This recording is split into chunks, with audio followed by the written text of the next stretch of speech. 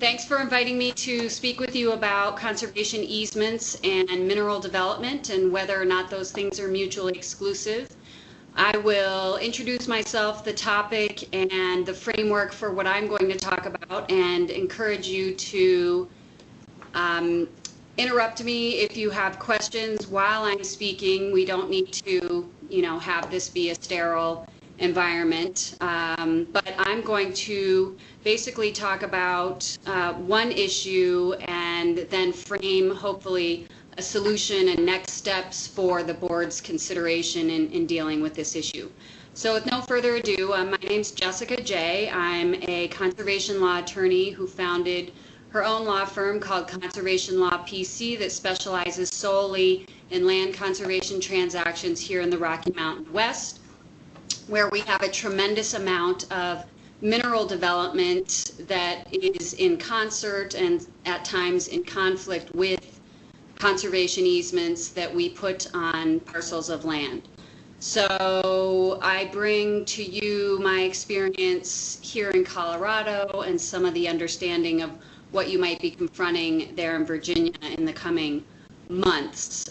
So the topic that I'm going to discuss is whether or not these conservation easements that are already in place and proposed mineral development can really coexist. And in particular, I'm going to frame the issue, give the background, provide a framework and some parameters for how to approach these issues going forward. In particular, the issue I'm going to address is at least 150 or more recorded conservation easements held by Virginia Outdoors Foundation, VOF, reserving the right to explore for or extract minerals within those conservation easements. So that VOF may be hearing from landowners who are informing the easement holder, VOF, of the intent to explore for or extract minerals on the properties protected by easements that VOF holds. So we're going to talk about how to start a dialogue and prepare for this and get ready for these requests and move forward with next steps in anticipation of not only the intent to explore and extract, but also to find a meaningful way for VOF to be involved in this discussion going forward. So the background, as I understand it, is, Southwest Virginia has heavy development for gas on the Marcellus Shale, and there's also, in the Appalachian Plateau, there's also some potential being explored in the Taylorsville Basin, south of the Potomac, below DC. And from what I understand, we're entering into a sales phase of active leasing for potential development for oil and gas. So this is a reality that VOF is going to confront, particularly in the context of the 150 or so easements that it holds that may be subject to this type of exploration.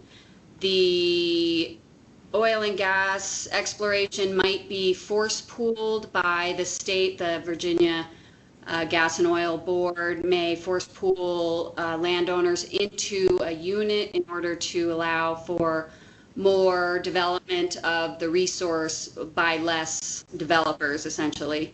And we think we're in about a 12 to 18 month framework, or time frame, I should say, from the activity beginning in terms of exploration and extraction, or the beginning of that process anyway. Much of the coal in Virginia was severed at the turn of the 20th century, the 1880s and the 1900s, using broad form deeds which granted rights to coal companies to pursue coal. There's a question now as to whether those deeds giving the ownership over to the coal owners of coal also include the rights to develop coal bed methane, which is a byproduct of coal. And I understand through the Harrison case with the Supreme Court holding that there was a designation that one particular of these deeds did not include the coal bed methane. But there are I'm told from Pete Glubiak, at least 10,000 more of these owners who are trying to figure out whether or not the surface owner owns the coal bed methane or whether the coal owner owns the coal bed methane, which is what is being sought in the southwest part of the state, in addition to natural gas. So that may or may not turn into a class action, from my understanding, at the federal level in order to resolve the ownership interests of the methane itself derived from that coal. So all of this sort of provides some framework for us to have this discussion. The last piece of the puzzle that I was recently told was that the Virginia gubernatorial administration is very pro-energy and pro-development, to the extent that VOF was actually asked by the administration to amend its easements to affirmatively allow for mineral development on easement protected properties, and that was adjusted and held out differently by VOF with the administration in a fairly positive way, that VOF is able to sort of resolve that without going through a process of amending all of its easements to allow this development. But the point being made that there is a lot of support for energy development within the state through its administration, and probably, frankly, by the landowners itself. That's one thing that we've experienced here in Colorado, which is that the agricultural owners, other owners of land encumbered by conservation easements, are seeking ways to supplement their income, and one of these low-hanging fruits is through this energy development. And so it's important for us today to explore whether this type of development is mutually exclusive of a conservation easement encumbering the surface of the land or not.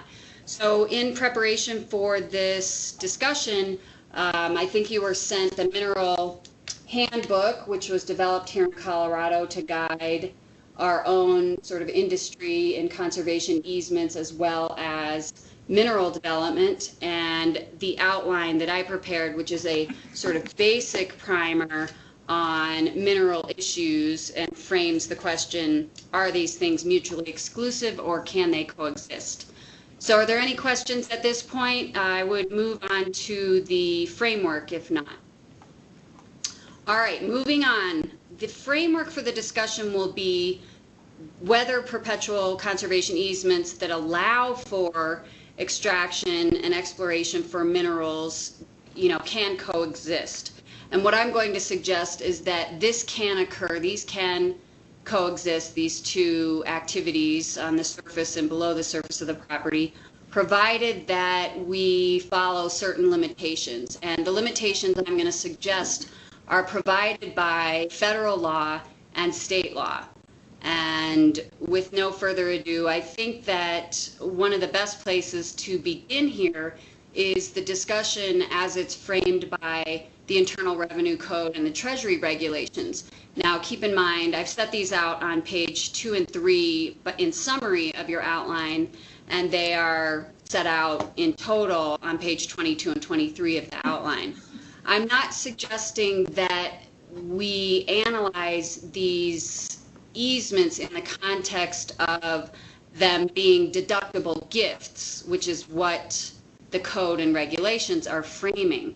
Rather, what I'm doing is suggesting that these laws and regulations actually provide a very good starting point for a discussion with oil and gas operators and landowners who are already encumbered by conservation easements that are meant to last for perpetuity unless something else challenges that and there's a conversion under state law. But the framework provided by the code and regs is a good starting point for a discussion with an operator and owner of mineral interests in terms of framing the issues that relate to conservation easements and whether they can persist over what we like to think is perpetuity or a really, really long time, especially towards the end, as Woody Allen puts it. So the issues that we find identified as areas of concern or thresholds not to exceed in the code start with the first principle, which is that no surface mining methods are allowed to extract minerals. And that's important from the context of coal or other hard minerals that might be extracted using non-surface methods or using actual surface methods. So surface mining is completely prohibited by the code. Also prohibited are methods of mining that are inconsistent with the conservation easement's protected purposes. So if the protected purpose of the conservation easement is bottomland hardwood protection and the method of mining would destroy the conservation value that's protected by the easement, then that method of mining would be also prohibited. A third point made by the code and regs is that development is allowed on conservation easement protected properties.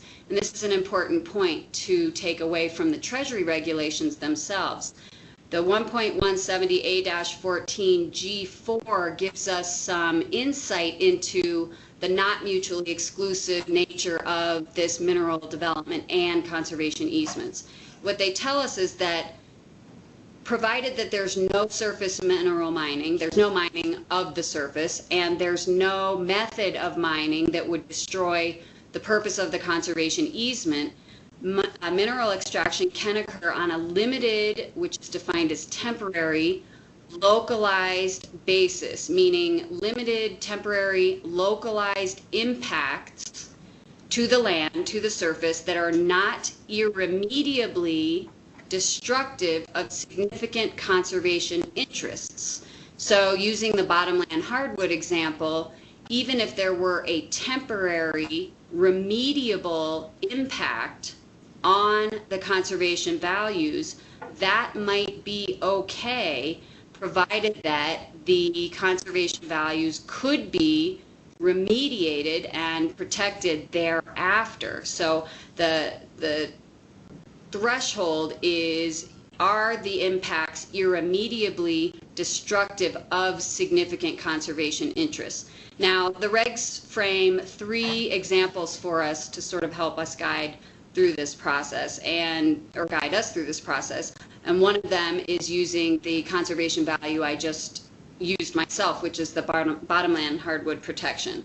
So they tell us that in order to create limited, temporary, localized impacts, which are not irremediably destructive of significant conservation interests, you could, for example, conceal production facilities, make those compatible with the existing topography in the landscape, and provide that the surface alteration of the property during extraction be restored to its original state after the cessation of mineral extraction or development.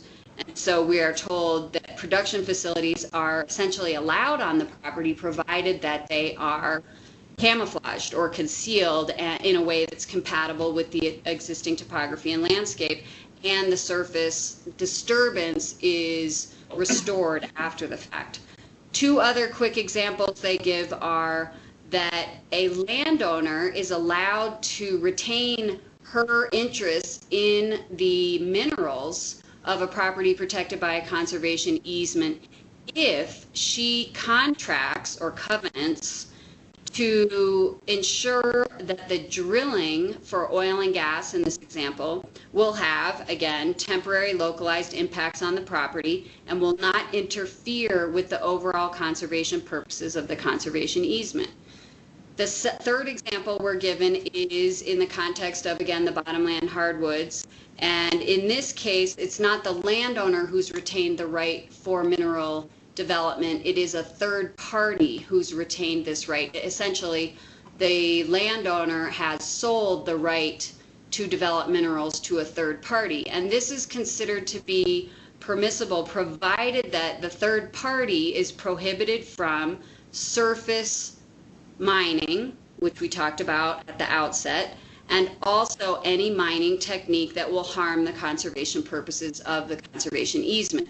So we are put back in the situation of the landowner, which is that you presumably can have these limited localized impacts that are not irremediably destructive, provided that the surface is reclaimed, and that it is forbidden that surface methods be used for mining or extraction, and it's forbidden that any mining technique be used that would damage the protected interests of the conservation easement. So those three examples and the thresholds, the sort of limitations that are set out by the code, start us along a path of having a discussion about when these two interests come into conflict or attempt to coexist on one piece of land. And I want to look also from the code and the regs to areas of state law to provide more guidance to us. But before I move to that, I want to mention a private letter ruling which I attached to your materials. It's on pages 26 to 28. And this private letter ruling is exploring the limitations that I just described, which are set out by the code and regs. And what the private letter ruling does in its analysis of mineral development on a conservation easement property is set a percentage threshold of land that can be disturbed on this property. And so the IRS essentially says that because only 2.6% of the surface of the land is impacted, or that many acres are affected by the mineral development, that is okay under the limitations set out by the code and regulations. So therefore, we have a non-precedent setting private letter ruling, meaning it's not supposed to be relied on as, you know, a judicial opinion would be relied on, but we have an opinion from the IRS which says 2.6% of surface area is okay under the limitations set out by the code and the regs per their analysis and given the factual setting presented to them. Now, private letter rulings have been used by courts, in particular as relate to conservation easements. In the Glass case, there was a reference to a private letter ruling. So we know that the 10th Circuit, anyway, you know, is looking at these things as instructive, if not precedent setting. So important to look at this one private letter ruling, which is number 9318027, and again, I did set that out. It's at the very end of your materials in the outline. So what we do in Colorado is we blend that sort of guideline, that point in space, the 2.6, with another threshold which is set by the NRCS. And the NRCS sets out, in terms of soil disturbance, an amount of land that can be covered by impermeable surfaces, and that's usually a 2% limit. So the holders of easements that I represent typically limit surface uses related to mineral development to 2%. And I just put those two pieces of information out there, again, as we build this framework for how to analyze what use can be made of the surface, if any, and in what context. We might look towards these limits set out by the code, the regs, and this private letter ruling, and the NRCS. The NRCS is not directly applicable to mineral development, but it's a useful threshold given the private letter ruling of 2.6%. You sort of have that 2% idea in mind.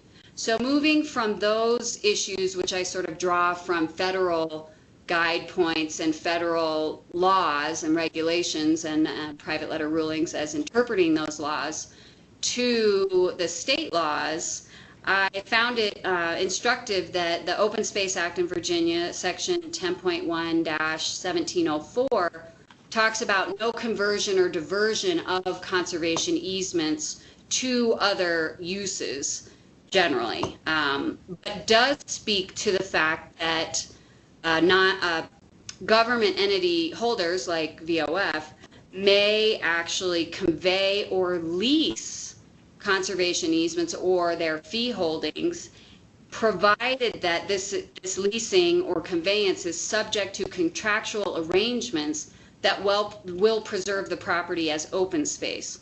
So all that by way of saying that there needs to be some agreement if a property is going to be conveyed or leased. And this will play into a point I'm going to make in a few minutes, which is that this contractual arrangement possibly allowing for a use of land protected by a conservation easement is going to be, in my view, instrumental in the discussion with the owners / operators of the mineral interest and the landowners encumbered by the conservation easement. So we just put that out there as a guide point to, we hold perpetual conservation easements. We are allowed to convert them under certain circumstances. We are allowed to lease or convey interest relating to them under certain circumstances, provided that there's an agreement in place that protects the conservation values and the open space nature of that property.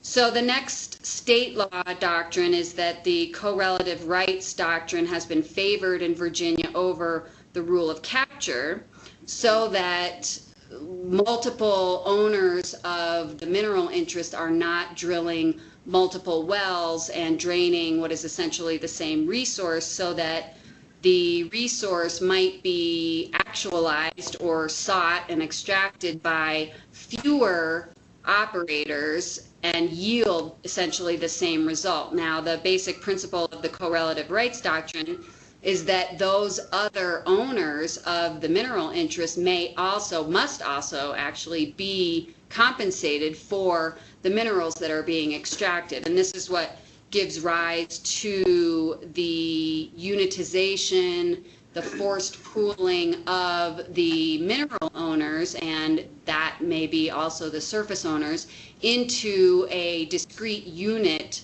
so that a resource can be used or extracted, and the owners of that can be compensated without them all trying to put wells on their own properties and drilling and trying to extract that at the same time. This also creates a situation where the landowners, or mineral owners as it were, have to sort of buy onto this because they cannot be holdouts through this process with the correlative rights. They have to participate in the process in order to be adequately compensated for that which they are sort of agreeing to allow to be extracted. And that process may result in the state board, the Gas and Oil Board, actually force pooling landowners into a unit so that they do get compensated, and their objection or holding out to that process does not undermine the extraction of the resource, which is in many cases, and in Colorado as well, put at a principal benefit, meaning the idea of extracting the minerals out of the land is more highly valued in some cases than the surface rights, which sort of leads us to an interesting concept and a bit of a dichotomy within the Virginia law that actually provides, I think, a good opportunity for VOF. So before we move on, I just want to definitionally, this is something I had to square away in my brain, which is that the forced units and the unitization. The forced pool is when the owners of the mineral resource are put into a discrete unit of production, essentially, so that those people are grouped together and they can be compensated and treated as owners collectively. The forced unitization, or unitization by itself, is actually the putting together of multiple units. So once you've created a forced pool, you've got a unit, and then you move the units together, that's a forced unitization. So just sort of a point of definition there. Now, I mentioned that there's something interesting about the forced pooling and the dichotomy created by law that I think creates an opportunity for VOF, or really anyone dealing with being force pooled into a unit that they may not agree to or be interested in participating in particular if their land is going to be affected by the extraction and the production facilities themselves. So according to the Virginia Gas and Oil Act of 1990, if the Gas and Oil Board force pools landowners and mineral owners into a unit, there is no right to use the surface of the land through that action of forced pooling. So what does that mean for us? No right of use for the surface of the land vis-a-vis the pooling itself means that there must be a voluntary agreement regarding surface use for production. This is where I think this creates an opportunity for us and a consistency with the Open Space Act, which also describes the use of land for maybe purposes other than open space protection, provided that there is a voluntary agreement or an agreement in place to protect the conservation values or the open space nature of that land. So here we've got a similar reference. If Virginia force pools landowners who are subject to conservation easements into a unit, thereby forcing them to participate in the extraction of minerals below their land, there shall be at some point in time a discussion with the operator as to the impacts and the use of the surface, because the forced pooling in and of itself does not create a surface right, a use to the owner or operator of the minerals. So the person who's going to be extracting needs to work with the surface owner if in fact they are going to be doing something that affects the surface of the property. And as I said, I think this is consistent with the Open Space Act.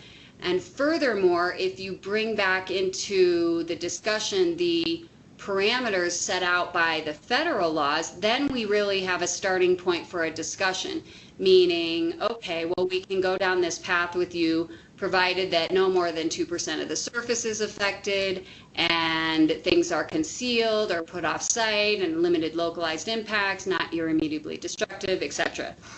So the question that's raised by the force pooling is, well, what if the properties aren't force pooled?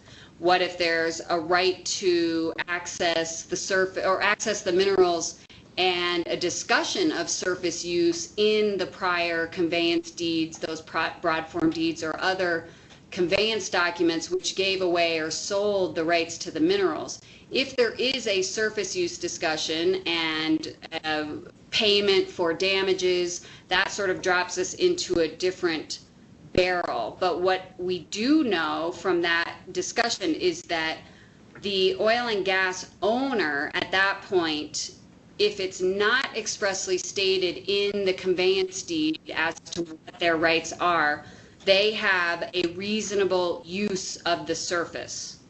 So reasonable use of the surface is the state of the law, meaning that if there's no other comment in the deed or conveyance document as to what level of surface impact there can be, they have quote unquote reasonable use. Now, even if there is a statement as to the deed or the in the deed or the conveyance document as to the level of the use, usually the threshold is still reasonable use. But if there's compensation or other attributes discussed in the deed or lease, if it's a lease, then you would defer to those discussion points as to what the level of surface impact might be.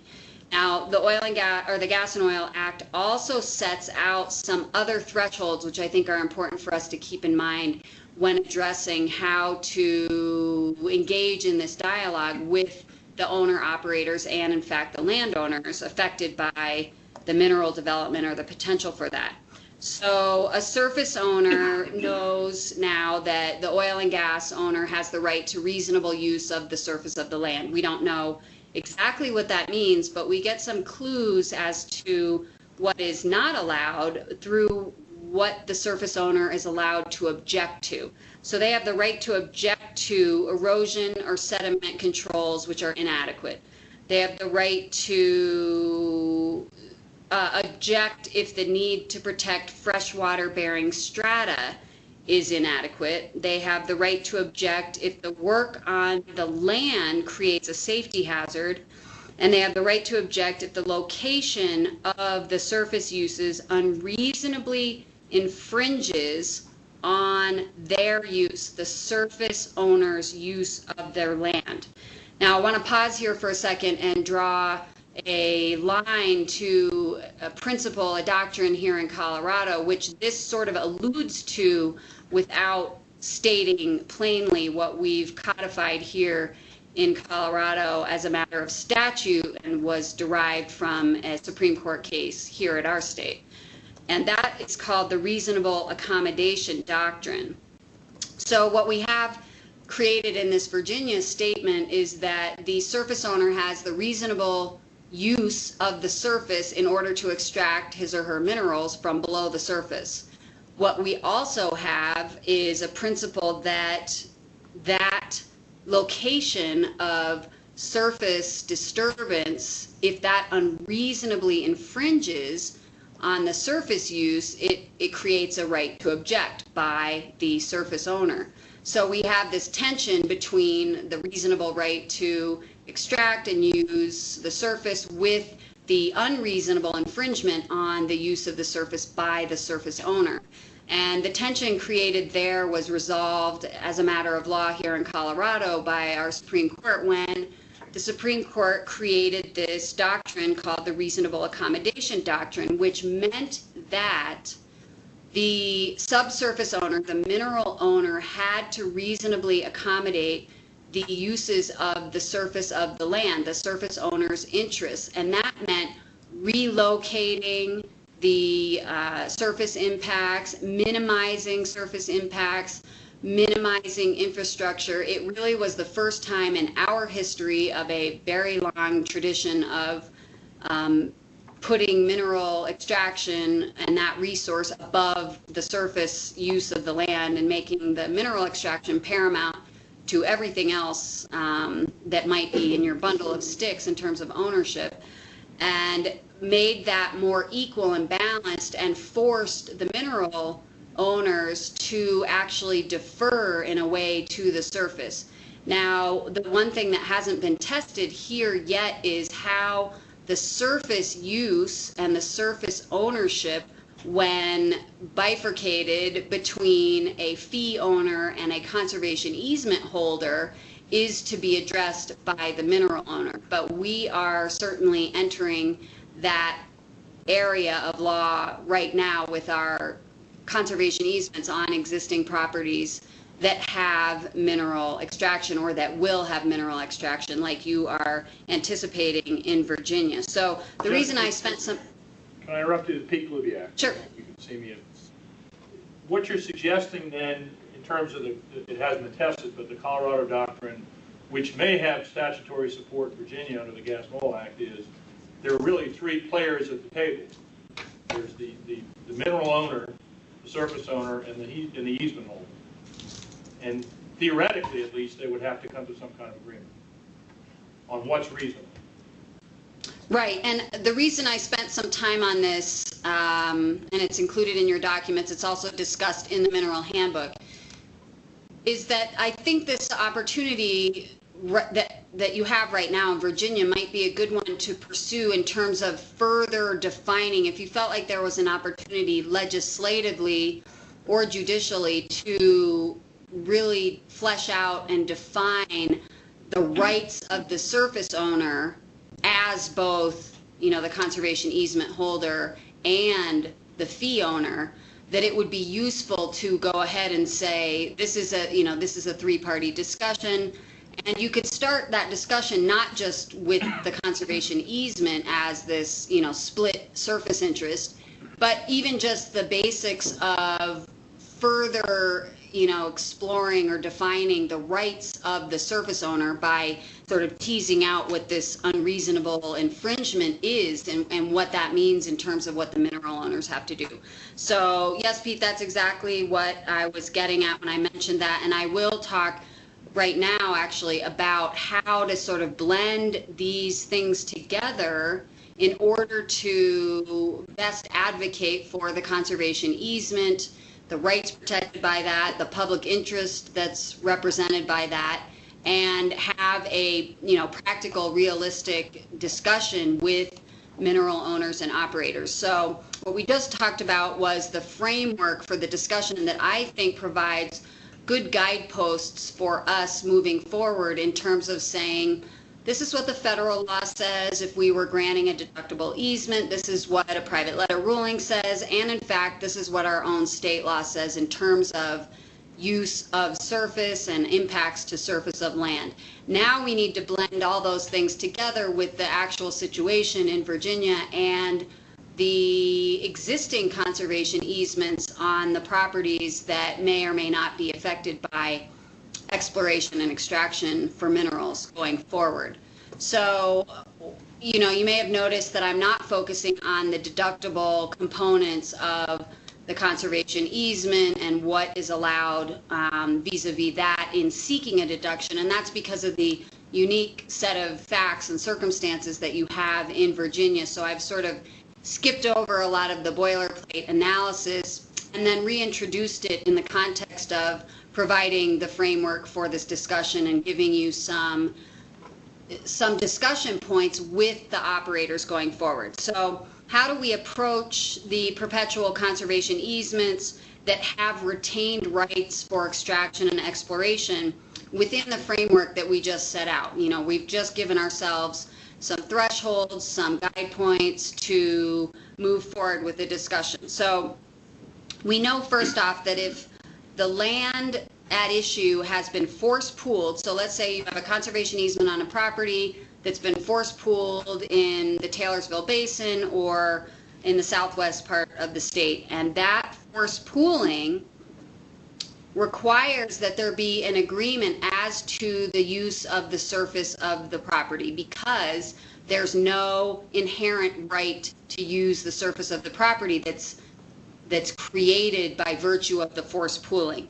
So that, in my view, creates an opportunity for Virginia Outdoors Foundation to say, we are a surface interest holder / owner. We are one of the surface owners, and we deserve a seat at the table when discussing impacts to the surface, because we hold one of the sticks in the bundle, which is a property interest right that is embodied in the conservation easement, and that property interest right is going to be or may be affected by surface uses that support mineral extraction that is allowed to occur, but within certain parameters or the guidelines that we just talked about.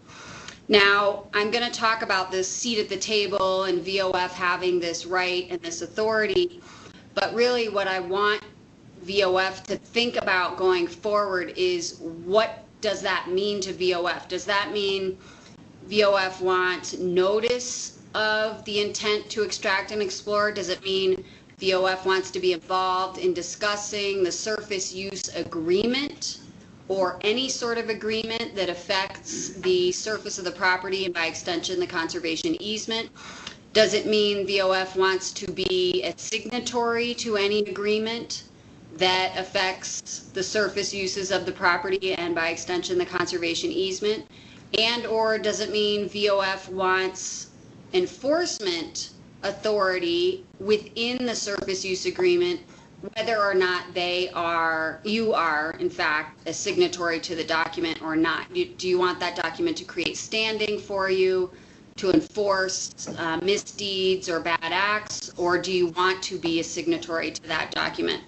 So the idea that the Open Space Act creates this right and requirement really for an agreement protecting the conservation values protected by the conservation easement, the idea that force pooling requires some sort of agreement, I think provides a very good opportunity for VOF to inject itself into a dialogue that might otherwise just occur between the surface owner, the fee owner of the land, and the person attempting to extract minerals from the property.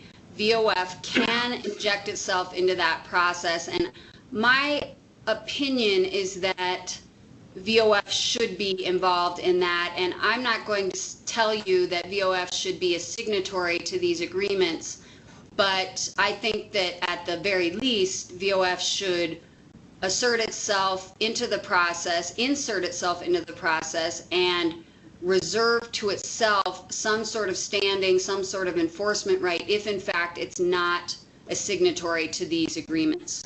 So remember, we talked about the force pooling creates that requirement for a surface use agreement. If the properties affected by mineral development are not force pooled, however, then we're left with the situation of looking at the conservation easement language itself, looking at the conveyance deeds for the mineral rights to see what surface rights were left there, what rights of impact were negotiated whenever that was transferred. And in this instance, I think VOF again needs to try to participate in this process, in this discussion in a meaningful way. In both of the situations of being force pooled or not force pooled, I've been talking about VOF on its own, but I think it's important to recognize that the surface ownership is a collaboration, it's a cooperation between VOF and the fee owner of the land.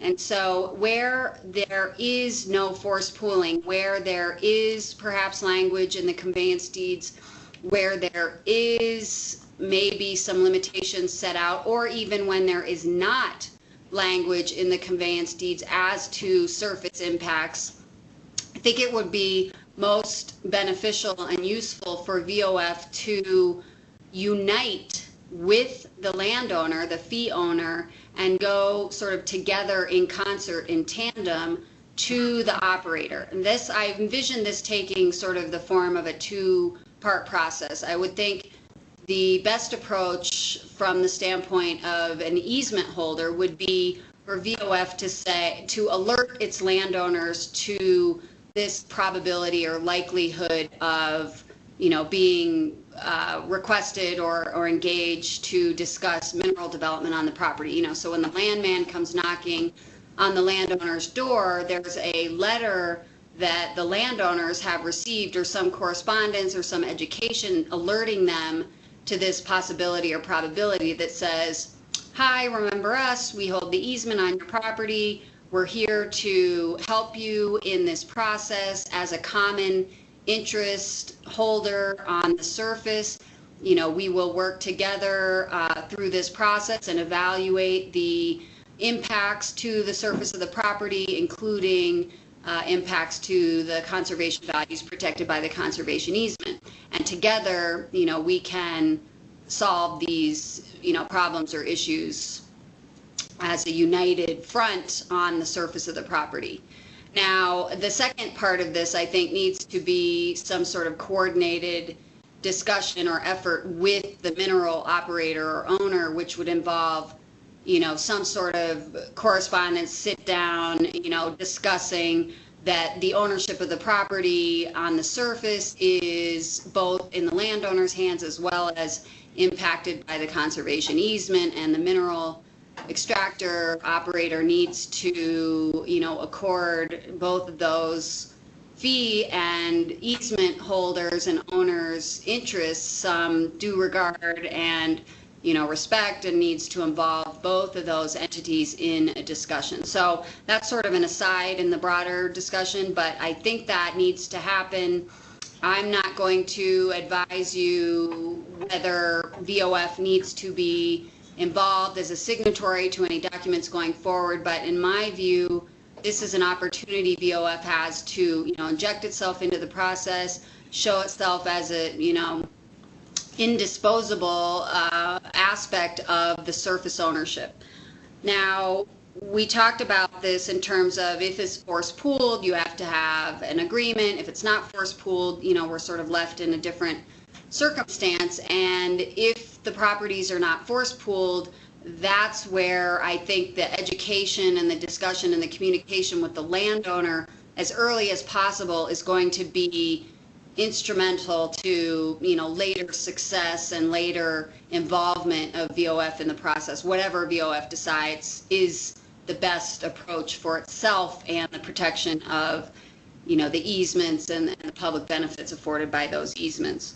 So keep in mind that in the context of this discussion, the state law sets out certain guidelines itself that create rights in the surface owners, of which I would assert VOF is a partial surface owner, that talk about protecting, first of all, the conservation easement.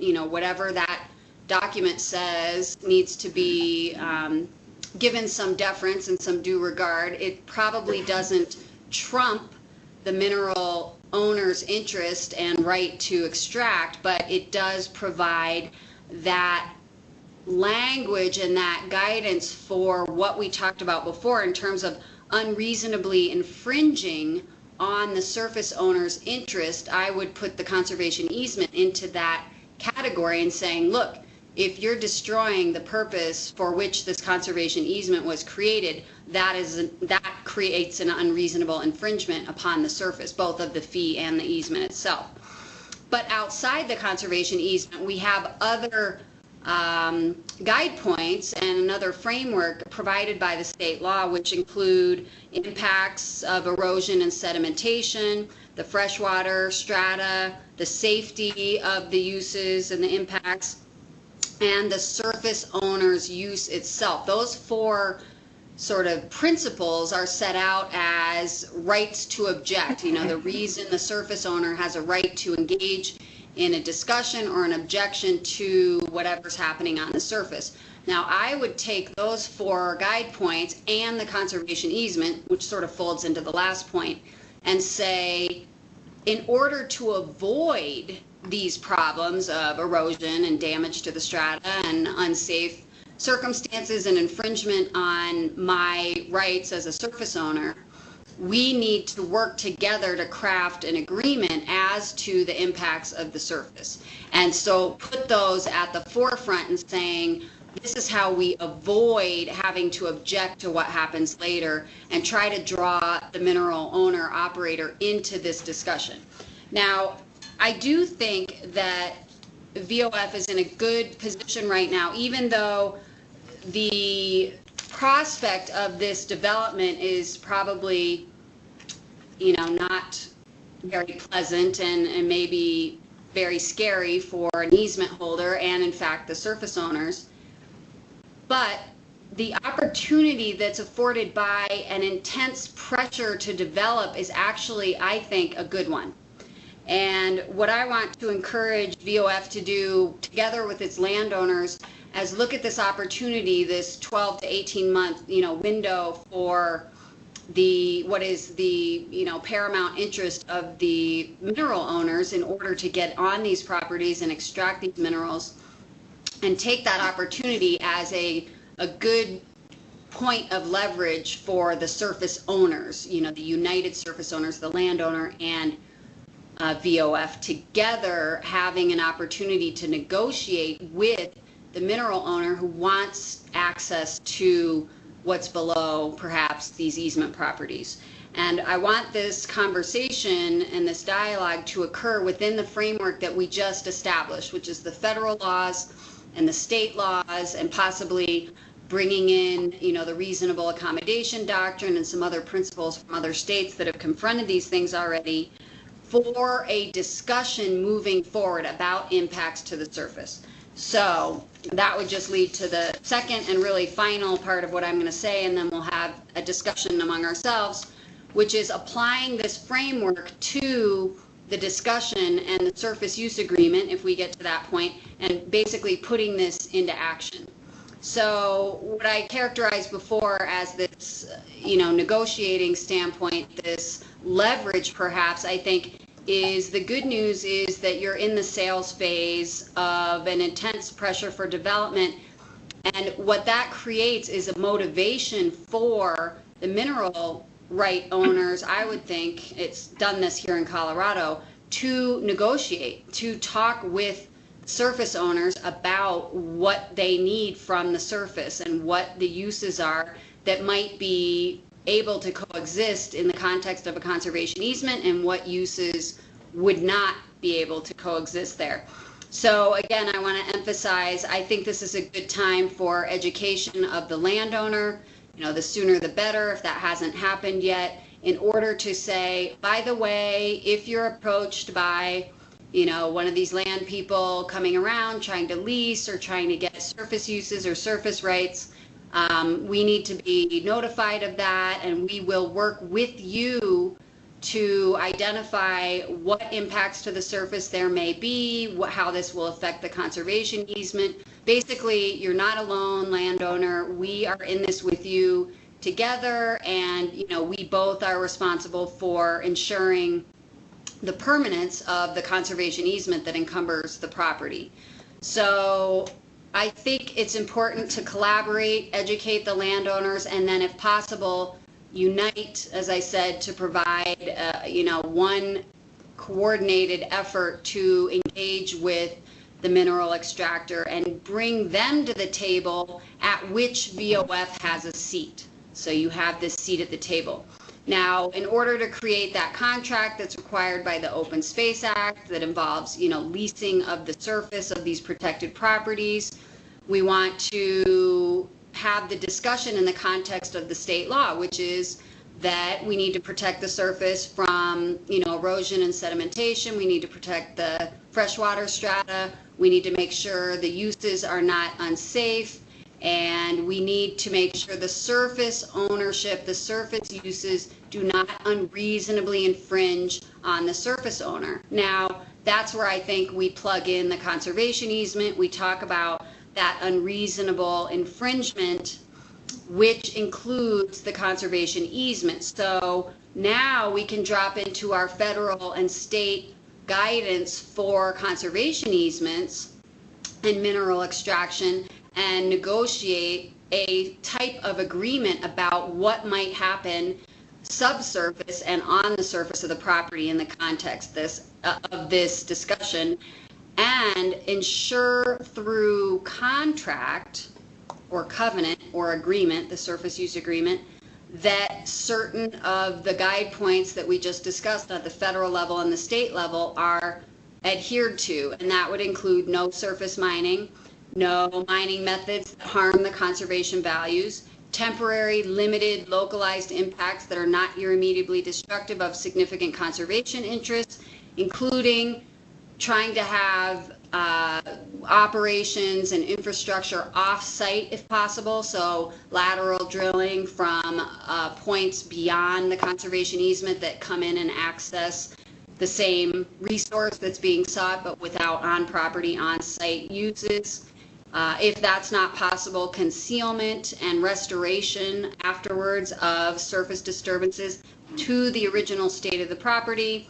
And then trying to assert this no more than 2%, 2.6% of surface impacts from the private letter ruling in the NRCS.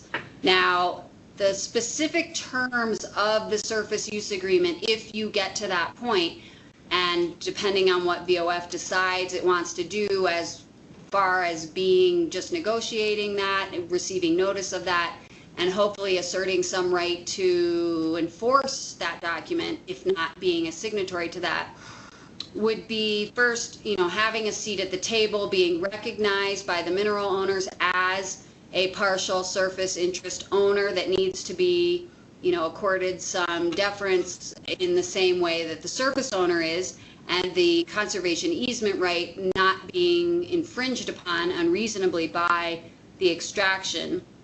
So I'm going to emphasize that at the least, I think VOF should A, get notice of this, B, be participating in any sort of conversation if they can, as early as possible in the process to alert and make aware the mineral operator or extractor of the existence of the conservation easement itself, and have some sort of, VOF interest, this right for standing and enforcement of the terms of surface impacts, however that's, eventually made permanent in terms of an agreement or otherwise. Now, I know VOF through its own creation acts has a very strong right of standing and a third-party right to enforce conservation easements in certain contexts. So I think that would be a natural sort of assumption of responsibility by VOF. It wouldn't be a big reach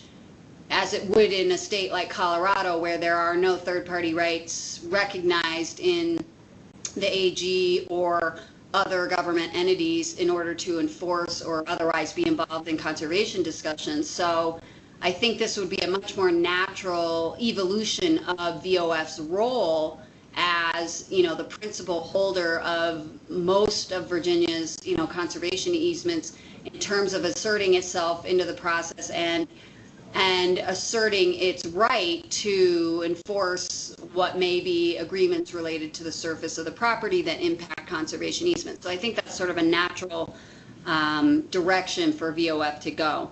I'm going to talk really briefly and then stop, but I'm going to talk really quickly about some of the surface use considerations that if VOF's involved, and I want it to be involved if it can, in these discussions about impacts to surface, these are the things I want you to be thinking about in the context of this opportunity that may be created by the intense pressure and interest in extracting minerals below properties protected by conservation easements. So I said I want VOF to have a seat at the table. I want perhaps there to be a response to the, you know, landman or to the operator that is maybe a united response between the landowner and VOF. And I'm going to pause here for a second and just tell you that in Colorado, the trend, I would say, for holders is not to have this significant of a role. It is to not sign surface use agreements. It's not to even be identified as an enforcement agent or entity within the surface use agreement. I'm not sure that's the best course of action for VOF, given that it already has significant rights for enforcement and standing as created by state law.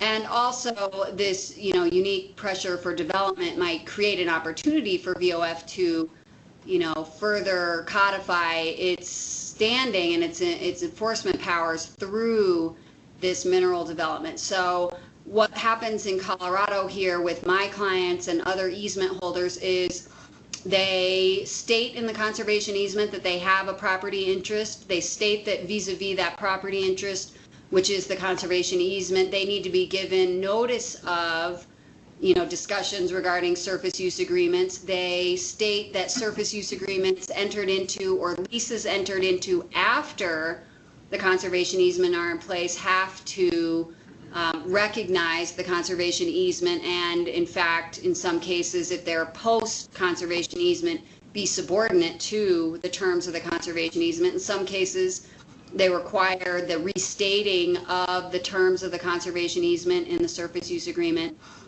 And all of these things are by way of supporting the landowner and the landowner's rights in the surface, while not independently creating a surface right through the land trust or easement holder that they would assert, you know, independent of the landowner. So the holders put themselves in a position of holding the landowners responsible for the negotiating of the terms of the surface use agreement to make sure that they honor the terms of the conservation easement, etc., rather than standing equally with the landowner and having that be, you know, a three-party negotiation. And as I said, I think there's a unique opportunity here for VOF to address this slightly differently than we have here in Colorado. And I think VOF has its own unique creation, standing and enforcement documents and statutes that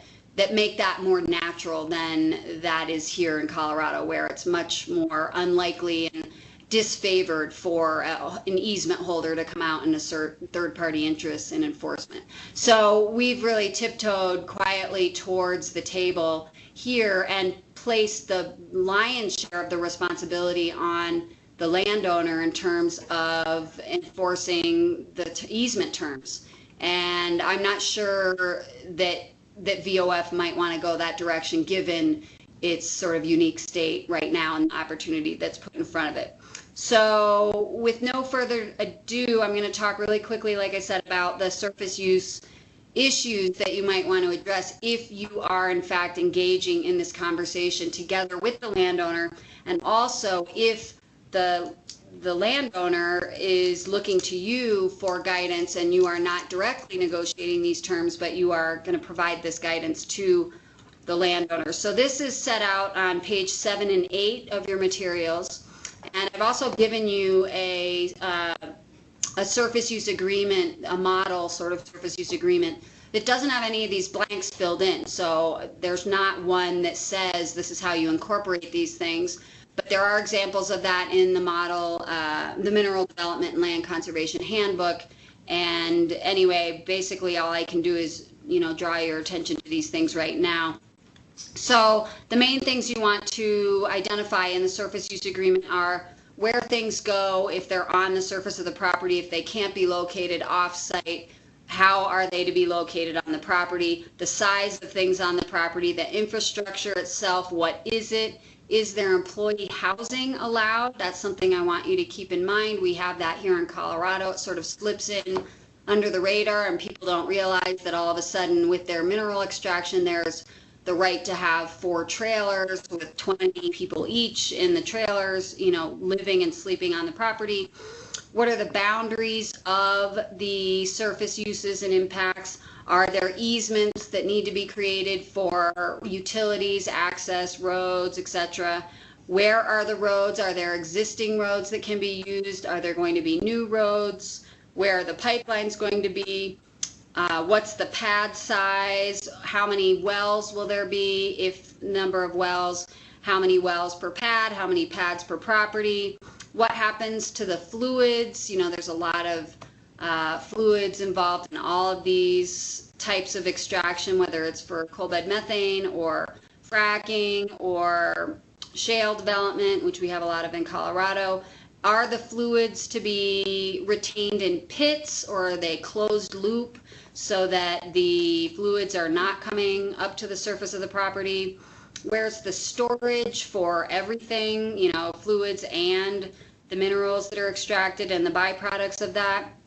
Is there flaring on the property? How is that to be monitored? Flaring is when the excess oil or gas is burned off, and it can be extremely surprising and disturbing to members of the public and the landowner to have that burning on the property.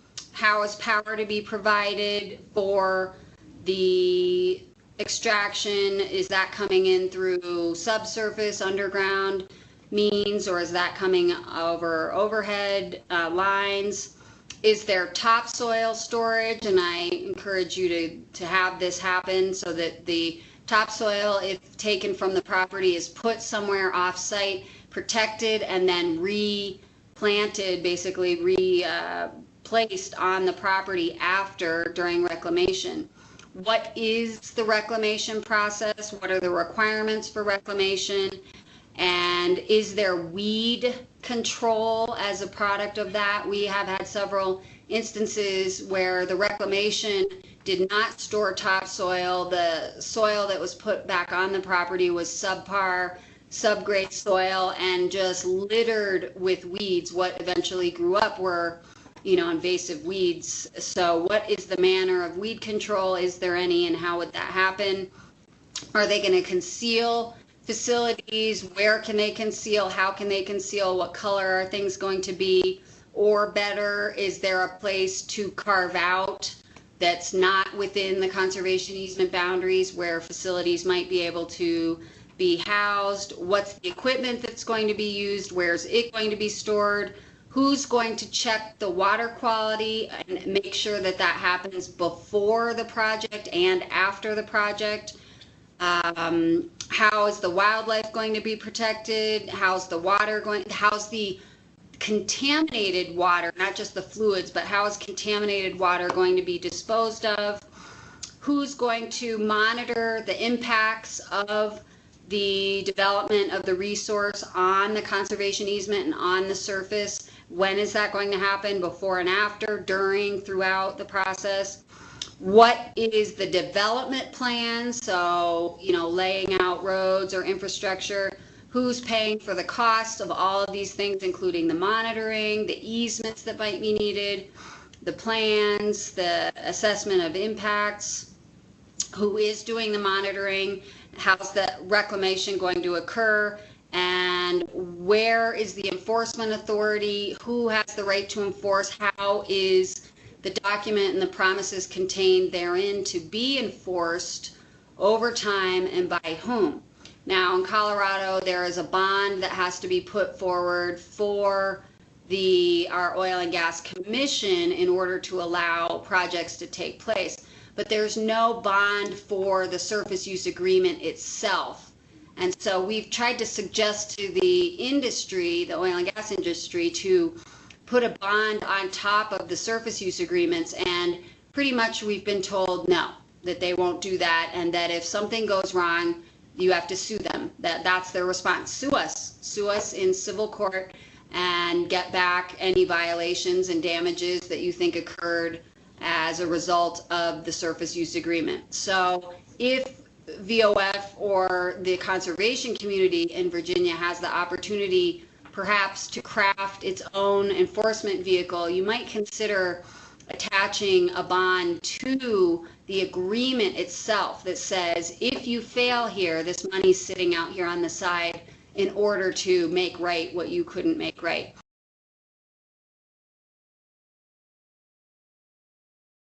And the last point I wanted to make on the negotiation with the oil and gas operators or owners, the people extracting, would just be that if you have the opportunity, what we were told recently by members of the industry was that when they are hot to trot, when they are excited to get on land, when they want to get in there and explore and see what they can find and use their new technology, that is the time to strike while the iron's hot, in terms of saying, okay, you want access here, you need to pay for all surface damages, you need to pay for all monitoring before and after, you need to pay for all reclamation, you need to pay for all of our legal fees, you need to pay for a baseline inventory, you know, whatever it is, you basically put that all into the mix, because the members of the industry that we were meeting with a few weeks ago said, you ask us now and we're going to pay for it, because we want in there, we want access, and we will do what we need to do to get in there, and all those costs will be just the cost of doing business.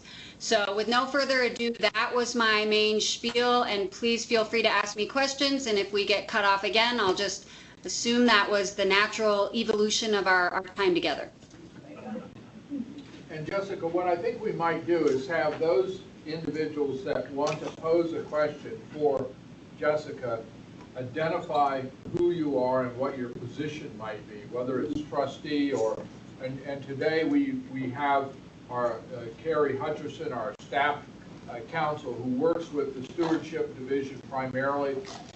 We also have Brett Glimpf, an assistant attorney general from the Attorney General's office, who works with us and the other stakeholders of easements. Wonderful.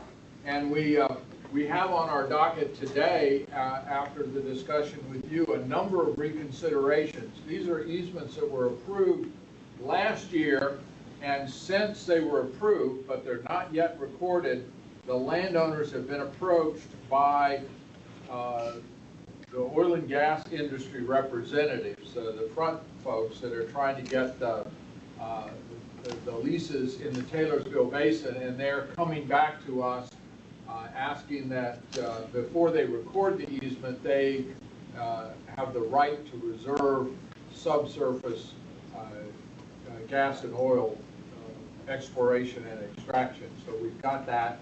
And wonderful.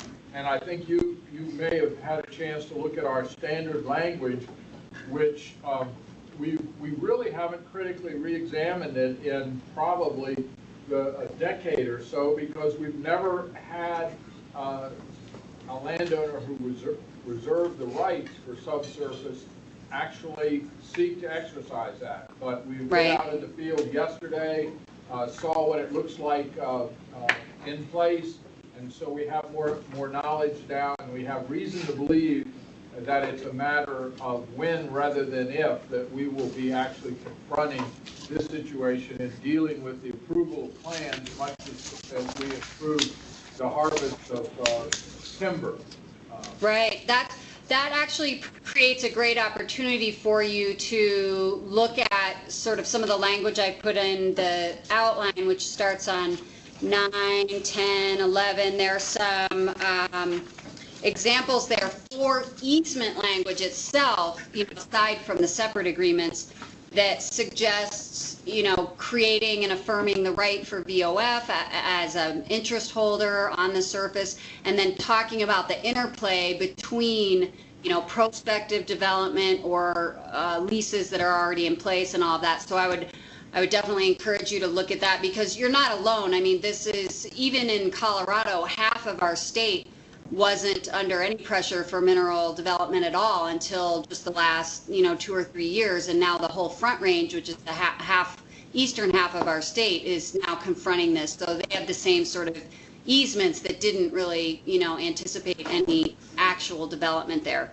So that's good news that you get to revisit some of those, prior to the development, in anticipation of that happening. Jessica, I might just start by saying that with an easy one. This is Charlie Sahlheimer, yes. our chairman of the Board of Trustees. Thank you. And that is, we have approximately 3,500 easements, and fewer than 6 to 7% of those have any language on granting any mineral rights.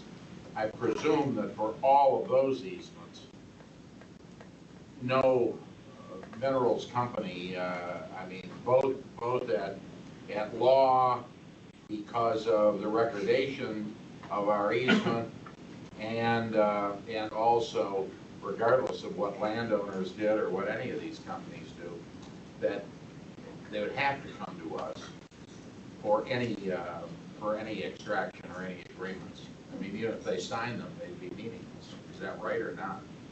Well, I think that legally speaking, that's true. Whether that happens in practice might not be the case. What we've experienced here in Colorado is that, a landman literally comes to a landowner's door, knocks on the door, and, proposes a lease to the landowner, and the landowner, may sign some sort of commitment to explore right there. And this is something that from our perspective as easement holders, might surprise us, and why are we not being consulted or included in this? But until the right of the easement holder is recognized, as an equal or partial interest in the surface, there's not really a great way to assert our interest while the conversation's occurring just between, the prospective operator and the landowner. So in the easement that you described, the bulk of the easements that have no mention of mineral excavation, that means, to my mind, it's not only is it not mentioned in terms of being permitted, it's not mentioned in terms of being prohibited. There's probably other language in there, like no surface disturbance or extraction. The language is prohibited. Oh, I'm sorry, I misunderstood. I thought you meant... The language is prohibitory on, over 90%, 95% of the easements.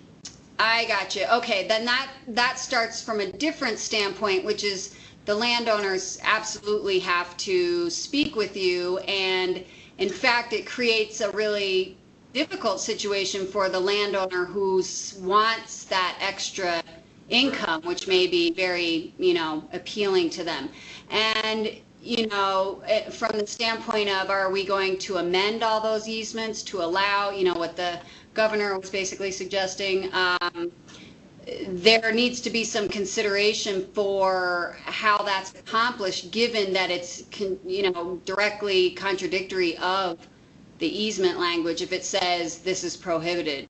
I think we've convinced the folks in Richmond that there's standards and practices with regard to conservation and conservation law, and that easements are not easily amended. They should not be easily amended, and that you really cannot amend easements and follow good practice unless you make them more restrictive, not less restrictive. So if a right Absolutely.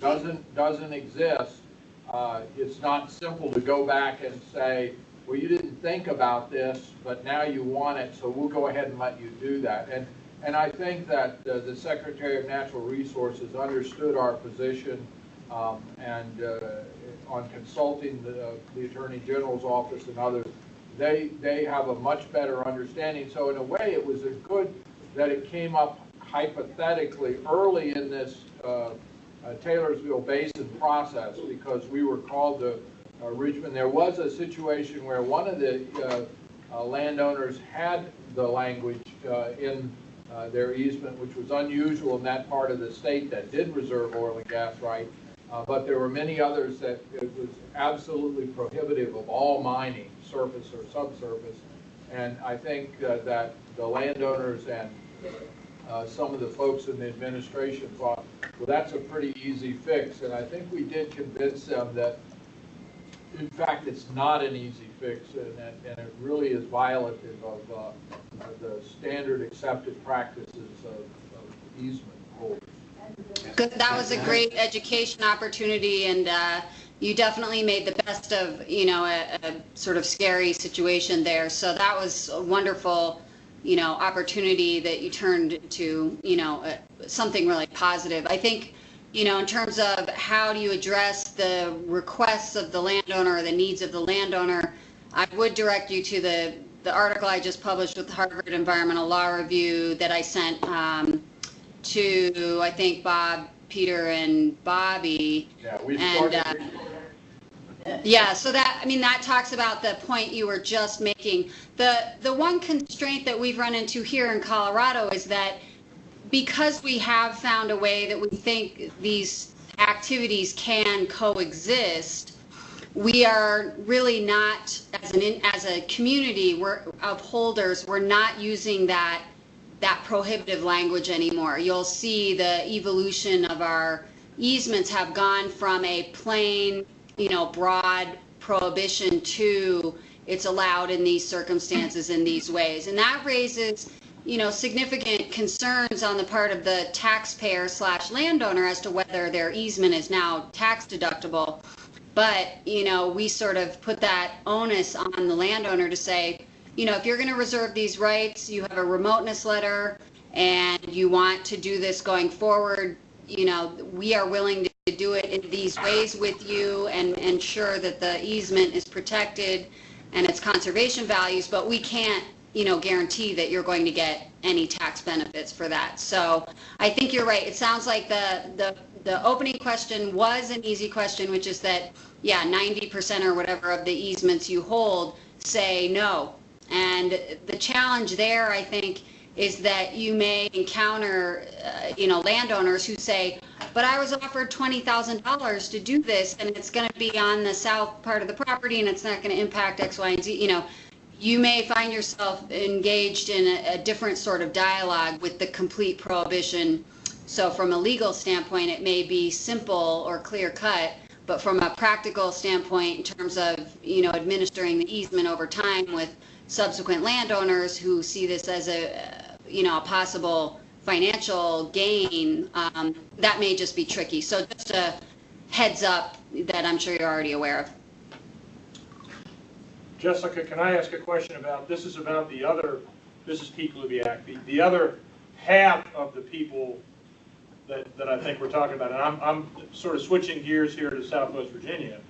Could you address or comment on the situation which is prevalent here? A landowner wants to do an easement, so this is the beginning process. However, as is the case in virtually 99% of the land in 7 or 8 counties down here, there is a split mineral estate where the coal and a company has the right, and as you've talked about with forced pooling, they may do it anyway. How do you proactively, or is it possible to proactively deal with this issue with people who otherwise would like to grant an easement but are looking through no wish of their own to do drilling but may be forced upon them? Is there a way to provide them a way to do this? Yeah, I think the approach I would take would be similar to what we talked about here, in that, we have federal guidance that says you get a tax benefit if you behave in this way that allows for some mineral development. So for a prospective easement donor who doesn't own their minerals, which is frankly most of the instances here in all of Colorado, where the federal patents and the state patents, when land was given out, retained mineral interest back to either the state or federal government. So the interest that was given initially was never even complete ownership of minerals. That conversation has to begin with the discussion of what are the likely surface impacts of extraction. If you're looking at coal, and coal is going to be extracted on the property, then with the landowner, you hire a geologist to tell both of you whether the likelihood of extraction of minerals on or underneath the property is likely by surface methods. And at that point, you should get some forecast for, not only the cost benefit of extracting whatever minerals are there, but what underlies the property or is on the property. And that should guide the later easement process, if it's possible, to, the end of understanding that, well, this is a huge, coal reserve, and there is a strong likelihood that this will be developed by its owner, and it'll be destructive of the surface, in which case we can, just whether or not there's a federal tax deduction, the promise to hold a conservation easement is typically binding forever.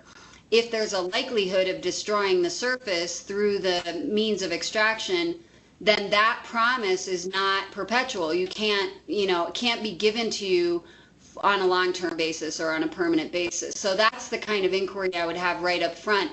And even though it grows out of the tax code, it's not because that owner is seeking, a federal tax benefit, although if they're looking for a tax credit or something, you might use that as the same sort of initial analysis. But that's what I would do at the outset. If you can't pass go, if you can't pass the test of no surface disturbance, then it's a non-starter. You can't have a perpetual easement, regardless of whether there are tax benefits or not, because the features on the surface that you intend to protect can't be protected because of the extraction potential. If you can get past that hurdle of, yeah, we understand you don't own the minerals, but there's no strong likelihood, or it's so so remote as to be negligible, that the surface would be disturbed, then you can start moving forward in your discussions with the landowner and saying, okay, we can perpetually protect this conservation easement because, the surface isn't going to be disturbed. And what's more, let's work together to craft, oversight and mechanisms and a seat at the table for VOF regarding our property interests should this mineral interest be developed, for oil and gas using non-surface means. And that's when you can look at the easement language that I've provided, which sets out sort of the framework for moving forward once you get past the surface disturbance. But, Virginia has a different circumstance than Colorado and other western states in that we don't have hard minerals like coal. We have the byproducts of, coal shale and other, not coal shale, but the shale developed from oil that basically we don't have processes that involve known surface impacts. So you all will be, I think, best served by going through that analysis early, regardless of whether there's any, tax deduction at issue, because really you're trying to ensure the perpetual nature of the easement and that can be protected.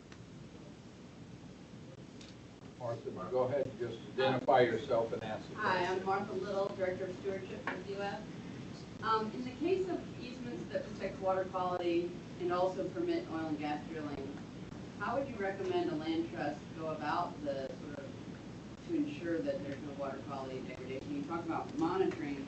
Would you recommend that you hire an outsider or work with a state agency, and would you ask for funds up front in order to do that kind of monitor? I would, yeah, taking your last question first, yes, all of the above, basically. But yes, yes, I would ask for money for it, especially if it's, falls into one of those cases where there's a real intense interest in developing the resource below. I would put everything up front and say, look, the primary purpose of this easement is water quality. You've got to promise and ensure that the water quality, the water will be protected with your development of the mineral resource. And the only way we can ensure that is if first we have it monitored, at the outset to see where we are, then it's monitored, frequently, periodically throughout. And in terms of who that would be, I would go with, whoever is best qualified and best able to get out there regularly and present an unbiased view of, what's happening on the land. So if that's government agent, perfect. If it's some other consultant, fine. It should be paid for by the mineral developer if possible. And really, I would make that, of paramount importance.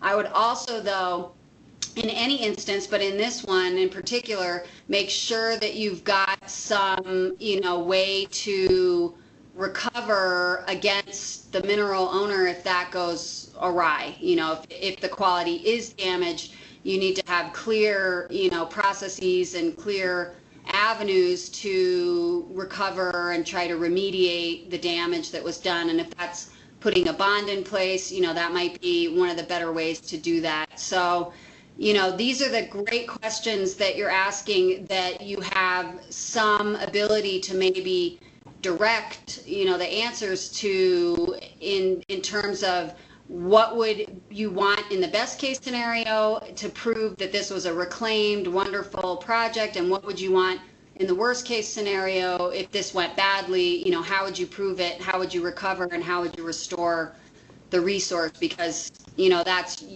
the landowner's responsibility, but if you can help to negotiate that up front and have some some leverage there, I would definitely do all the things you suggested. Neil?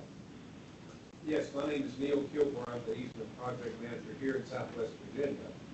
And if I understood you correctly earlier, you mentioned that you all do have fracking in Colorado.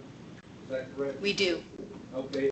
In your experience or in dealing with this, what kind of success rate or failure rate have you seen on properties where there's been something that went awry with fracking that actually caused damage to the conservation purposes?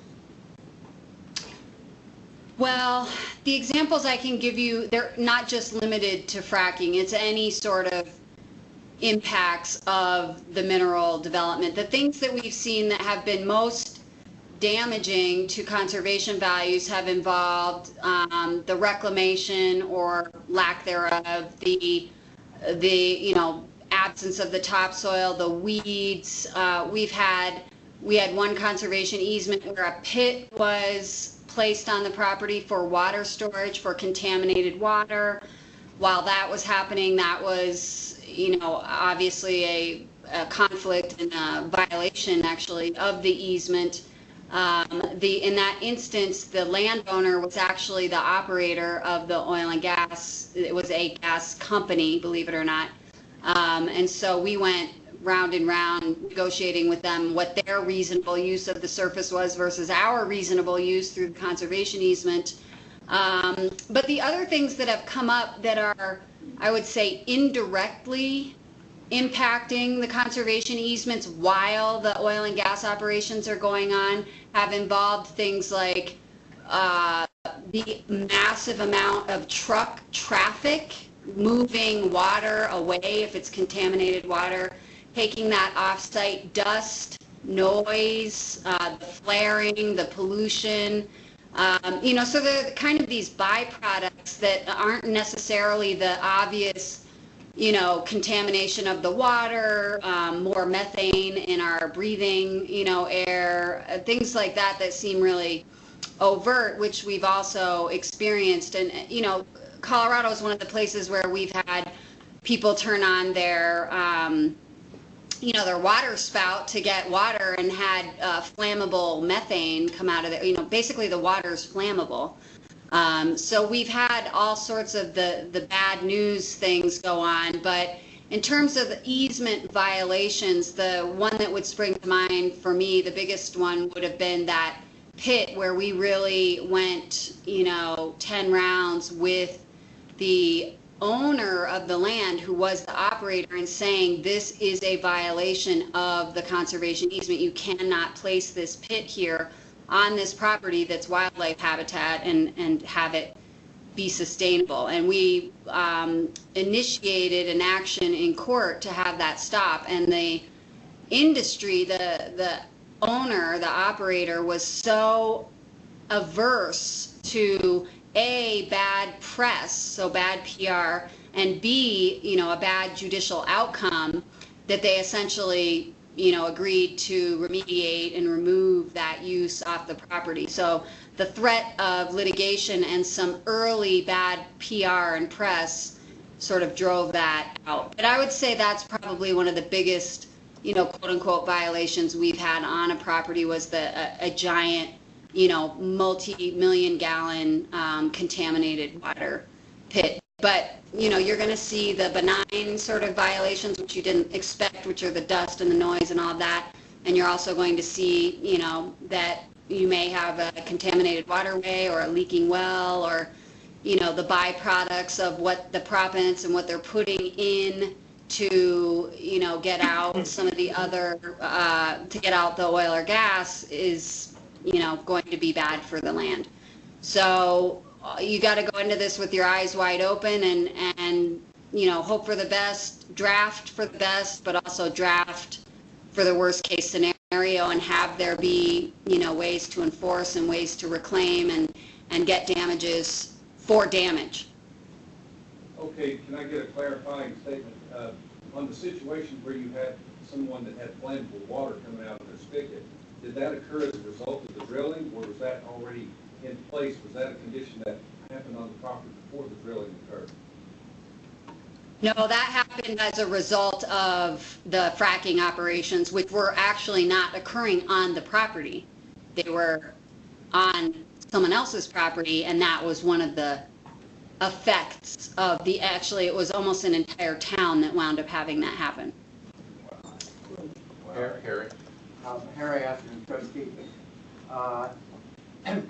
What kind of affirmative stewardship obligation do we have to ensure that subsurface negative environmental impact is not taking place? For instance, if fracking does cause problems with groundwater, are we going to be having a long-term stewardship issue that may be beyond our ability to recognize and deal with? Yeah, that's an excellent question, and I think I always counsel people in any sort of stewardship / enforcement context to look at what the terms of the conservation easement are, and what is the conservation easement protect, what are the purposes of the easement. So I'll give you a really basic example of something I would tell people, which is that if, the easement's purpose is to protect wildlife habitat, and yet, your easement says paint the house in earth tone colors, my response is usually, why would the wildlife care what color the house is painted? And in terms of stewardship, I would ask that you not reserve rights beyond what is necessary to protect the purpose of the easement. In your example, let's say the groundwater was one of the components of the easement, and its contamination is a major violation. That's a stewardship problem. If it's occurring on the property, it's related to the conservation easement and the conservation purpose of the easement, or the elements of the easement that are designed to be protected by it. So I think in terms of what burden do you take on, there's definitely an increased burden on the stewardship front for the aspects of the easement that are protected by the easement, and that's something that you're going to start to confront, and you might need to ask for, more support for, whether it's human capital or financial capital or bodies on the land or, people able to go out and monitor, et cetera, because that, those coexisting uses work in a perfect world, but they don't always go perfectly. So I think you should anticipate that. In terms of what's the magnitude of your responsibility, I would tie that back to what's the easement designed to protect in terms of, are you monitoring something that's beyond the scope of the easement's own terms and its purposes. Harry? Jessica, this is Carrie Hutcherson. I'm a staff attorney with VOF. And Hi, Carrie. Hey, yeah, I think we've talked before once or twice. We met on the train in Portland, I think, at Raleigh. That probably wasn't me, but I had a question about the surface use agreements and whether you have any experience with either landowners or easement holders successfully enforcing these surface use agreements, and if so, how much did it end up costing them at the end of the day to do so? Yes, I have experience with both of those entities trying to enforce, and we've not really successfully enforced one yet. What I mean by that is as I said earlier, the easement holders in Colorado don't sign surface use agreements. They don't take that on as a party. So the easement holder holds the landowner responsible for all of the terms of the surface use agreement, which are supposed to honor and incorporate all of the terms of the conservation easement. So where we've had a failure, we are very limited as an easement holder in terms of recourse directly against the essentially the violator, unless we hold the landowner responsible for their violation of the easement by virtue of the mineral operator's actions. We don't have direct access to the operator and any failure under the agreement itself. One of the reasons I suggested the bond was because that would be, kind of low-hanging fruit in terms of reclaiming or restoring property and getting actual, money damages back for that purpose. Now, that was one of the reasons I was sort of emphasizing also that I think it might be instructive or useful for VOF to explore its own independent, rights and responsibilities in regards to a violation of a surface use agreement, whether they draft one specifically saying they've got a third-party right to enforce it, or if they sign that agreement. And I think that would be consistent with other laws granting VOF, broad enforcement powers. But in terms of costs, we haven't had any cases where we have pursued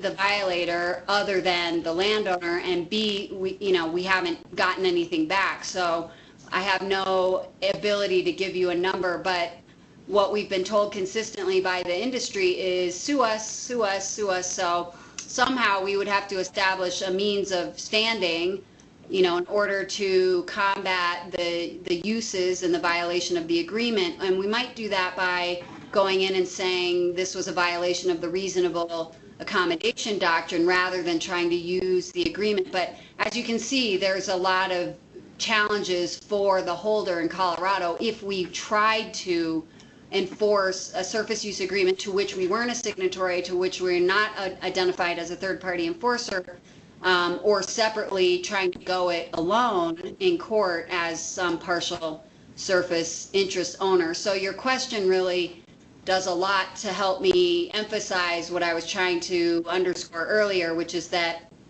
I think if VOF has the opportunity to establish a clear, means of access to a violator, whether it's the landowner or the, the mineral operator, and I would lean towards the operator myself, I think it should do that now, whether it can be legislatively, enacted, or just as a means of injecting itself into the agreement in some fashion, because we don't know what the costs are going to be. I've explored with Leslie Ratley Beach whether a violation of a surface use agreement would be something that would be covered by the insurance, afforded by the Land Trust Alliance through their terra firma product, and in all likelihood it would not. So, if you can create a means for clear avenue to access the, person damaging the surface or violating the agreement, I would do that as early and soon and clearly as possible. I think we have time maybe for one more question before we have to terminate this, and then we're getting ready for our second teleconference. Jessica, I certainly want to thank you. We will have one more question. I also want to thank Pete Glubiak, who facilitated this and was instrumental in moving us in this direction, so we answered some of these questions proactively in the in the abstract before we were dealing with them in the reality. So is there one more question? Leslie. This is Leslie Grayson, I'm the Deputy Director. I'm curious about the duration of the operations, because that word, only a temporary impact. I mean, I'm just curious, temporary in relation to perpetuity might be 10 or 15 years of intense activity, but have you all had to deal with just the notion of what's temporary relative to forever? That's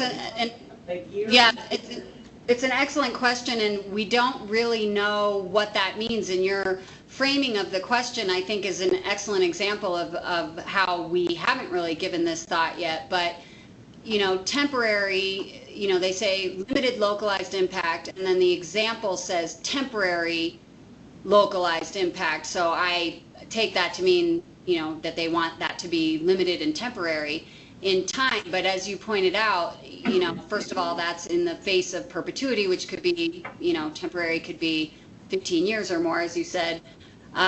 So we really haven't explored that. I believe firmly that this is an area that will be further litigated or audited by the IRS in the context of donated conservation easements with reserved rights. And, I hesitate to say that because I don't want it to become a self-fulfilling prophecy, but there's just too much question there about what type of development can be done consistent with, or not irremediably destructive of, the conservation purposes protected by the easement itself. Just to give you, some time frames on projects here in Colorado, we've had, exploration that has lasted, longer than a year in terms of trying to analyze what's there, what's below the property, how can it be accessed, etc. So that process by itself can be a long process with, impacts on the surface, and that needs to be taken into account. But we've also seen the culmination of extraction here on some of our properties where there has been restoration, there has been reclamation, and if you didn't know, you wouldn't know that property was subject to oil and gas exploration, 3 years prior. And so there's some poster children for how it can be done well. But, the answer to your question is that we don't know yet.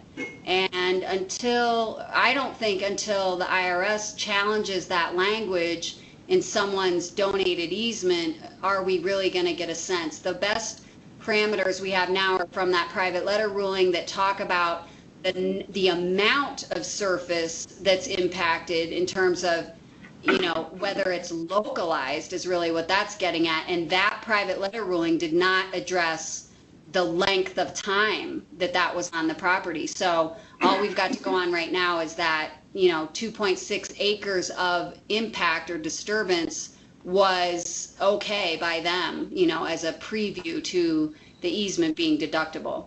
So I want to thank you all for inviting me. I know you've got another session, and and Pete for also facilitating this. And please feel free to follow up with me, you know, by email or separately. I've really enjoyed the opportunity to talk to another, you know, state and such a well-respected organization as BOF about these issues, and to maybe help, you know, shepherd you through some of the early next steps on what will be, you know, a really challenging time, but could also be a great opportunity for, you know, Virginia Outdoors Foundation to put itself in this process in a way that's meaningful and helps ultimately protect the easements it holds over the long haul. Thank you. Thank you very much. Thank you. And I appreciate your sharing your knowledge and your insights with us. And we want to thank Herschler Fleischer and our state agency partners that were viewing this. We didn't have the capacity for interactive participation, but thank you very much, state agency partners. Thank you, Herschler Fleischer. We're glad to see our deputy tax commissioner there listening intently, Larry Durbin. So thank you all.